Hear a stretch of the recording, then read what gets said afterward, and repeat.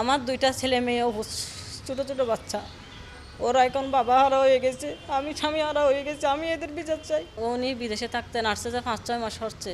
ওনার সাথে কারোর সাথে শত্রু আমি নাই।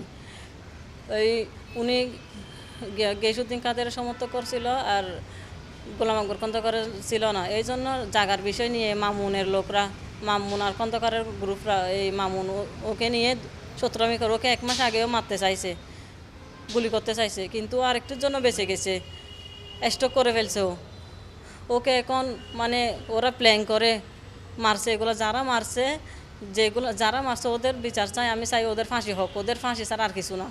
আমার 2টা ছেলে মেয়ে ছোটো ছোটো বাচ্চা, ওরা এখন বাবা হারা হয়ে গেছে, আমি স্বামী হারা হয়ে গেছে, আমি এদের বিচার চাই। আমি আর কিছু বলতে পারতেছি না এখন।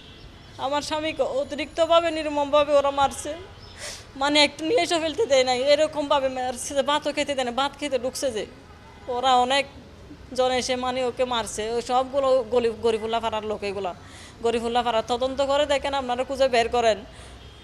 আমার স্বামীর বিচার চাই, ফাঁসি হোক, ওদের ফাঁসি হোক, আমার স্বামীকে যারা মারছে ওদের ফাঁসি হোক। আর মাসুম মাসুম বাচ্চা দুয়া যে বাফার হয়ে গিয়ে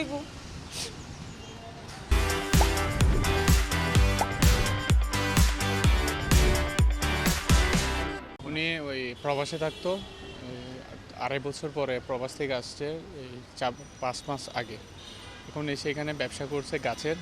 তারপর এখানে গতকাল রাতে 11টার দিকে, সাড়ে 11টার দিকে, যখন একটা আমাদের বাড়ির সামনে কলোনিতে ওখানে ভাত খাচ্ছিল, 15 থেকে 20 জন সন্ত্রাসী এসে অতর্কিতভাবে হামলা করছে, গুলি করছে, তারপর রামদা দিয়ে মানে কোপ দিয়েছে, জখম করছে। তো হঠাৎ ওই স্পট ডেথ মানে মারা গেছে, তখন সাথে সাথে মারা গেছে। আমি ছিলাম এই টাউনে ছিলাম, আমি যখন শুনতে পারছি তখন বাসায় গিয়ে দেখতেছি উনি নাই, মারা গেছে।